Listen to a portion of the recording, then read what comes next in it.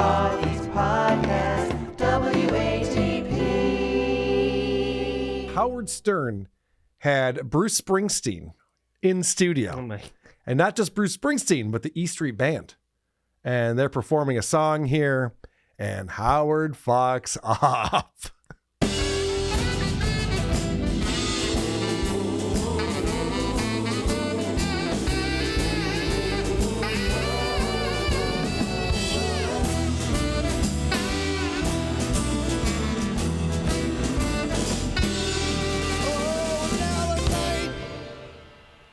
Beautiful. What a band.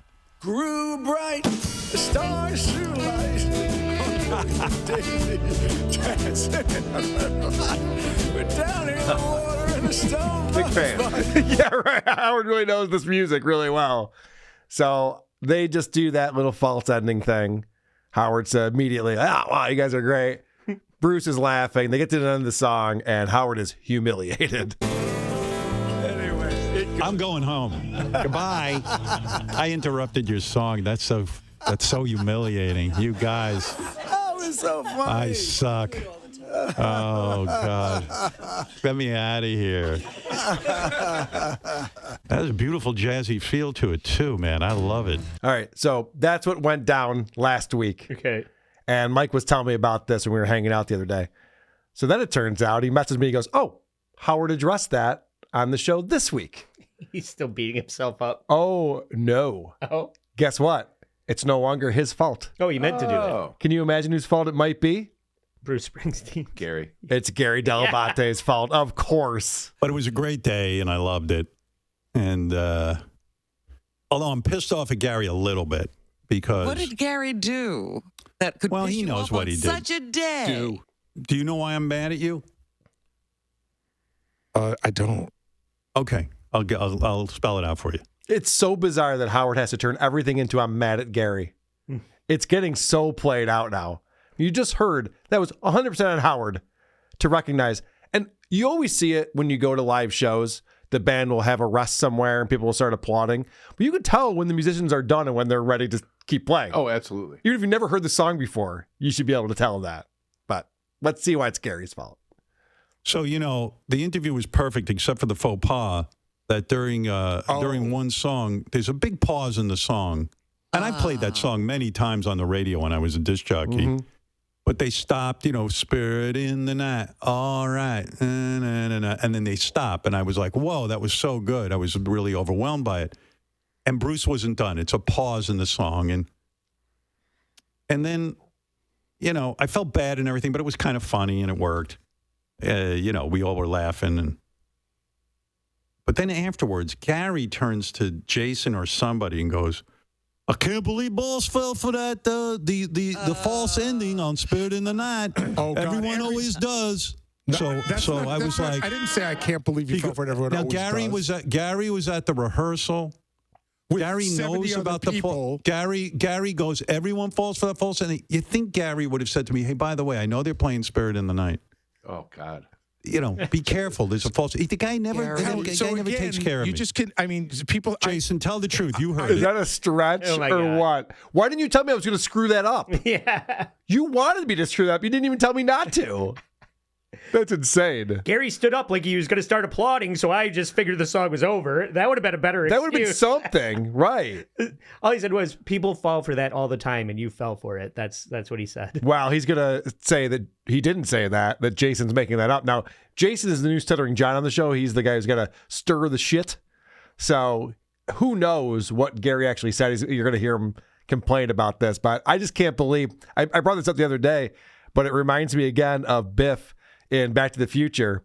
The way that the movie starts off, he's just like, I can't believe you'd lend me your car without telling me there's a blind spot. After he totals their car, it makes it their fault. How would you lend some guy a car without telling him there's a blind spot? Never said everybody falls for the false ending. No, that's not what Gary said. He came out and he said something very along the line of, oh, I knew Howard was going to do that there, or I knew that was going to happen with Howard. Yes, you did. Oh, Jesus, and then, that's worse. If I knew, I would have said something. Well, then you wouldn't. Because then I followed up in your office. I called Gary into my office in the morning before the Bruce interview. Yeah. And I said, Gary, any of your thoughts? You know, you were there at the rehearsal. Is there anything you can share with me that might be useful? Oh, both. I saw that. It was the best thing I ever saw. It was better than anything I ever saw. Nothing Bruce you could did this. Nils was sitting and setting up. He was singing to himself. It was like a fucking concert. It was all blah, blah, blah, blah, blah. Now, Gary's the biggest Springsteen fan on the planet. So he got to watch the rehearsals. Like, they sound fucking amazing. Everything's working. Everyone's happy about this. No problems. He would go in there and be like, all right, here are the following things that you might screw up while interviewing him. If he did that, I'd be like, fuck you. I've been doing You don't think I'm a professional? That's how Gary got fired. For doing Right. that. Yes. one mention of Spirit in the Night has a false ending. Not one. Not one, Jason. And then he says to Jason, This is crazy. What did he say? Give me the quote again. I knew Howard would do that there, or I knew that would happen there. It was something like he knew it was coming. Well, if he knew it was coming, why wouldn't he say it was balls? Jason's just bald-faced lying. I am not just lying. And Gary, you remember I followed you into your air. Don't you have enough? Yeah, I'm dying to get on the air. You are. You're like a fucking douche. We got to find this guy's podcast when he leaves the Howard Stern show. Jason Kaplan. He's going to be another one. You really are. That is true. No, that is true. I mean, I followed so you Jason, into your you office. think that? Jason, shut up for a second. You think that I absolutely knew and wanted Howard to fail? Is that the premise here? No, but you didn't think to tell me. You didn't protect. Okay, so what about the director and every other fucking person that was there the night before? That's Oh, here we go. Oh, here we go. I didn't pull them in to ask them for their. Yes. I didn't pull them. I pulled you in. Who else was there? Howard, after he said that, I was sitting there and I'm going like, wait a second, what? So then I walked into Gary's office and I said, hey, maybe this was an impromptu thing. Maybe Bruce just played this song on the fly and Gary didn't know it was coming and therefore wouldn't have a chance to tell you. So I asked him that. I go, oh, and he's like, no, Bruce planned this. He showed me like the sheet of Bruce's song. So he knew.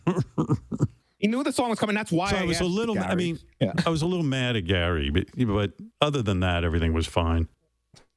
Could have given me a heads up, but it's all right. I made it work, as I do whenever there's a screw up. But other than that, it was perfect. And I mean, admittedly, I felt bad, but it was kind of funny. It was funny. Let me ask you, Gary. I thought the song was over, and then they started playing again, and you had already sort of said thank you for that.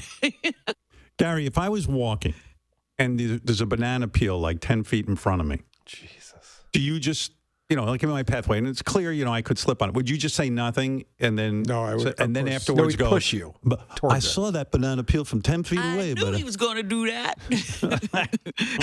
Well, listen, we can couch this however we want. I would not want to put you in harm's way, and I know. It's all right. Good for you, Jason. Have a great day. Go fuck yourself. This is Gary. He got beat up for enjoying music on vinyl for years. Yeah. Nonstop. So it's not surprising to me that Gary wouldn't say something to Howard about, hey, just so you know, there's this, false ending part. Howard would have brought him on the air and been like, Gary doesn't think I understand Bruce Springsteen or know his songs. I've been a DJ. I spun records for all these years. It would have been an even longer bit. Yes. It's just like that stupid thing with the beard from the last show. Yeah. It's just looking for something to pick on. That's so what it's this like is. bully mentality. But you should be glad that even though it was unintentional, something funny happened on your show. Right, yeah, finally something funny happened. By accident. On the Howard Stern show. You should be happy about that. Who would have thought? Who are these podcasts?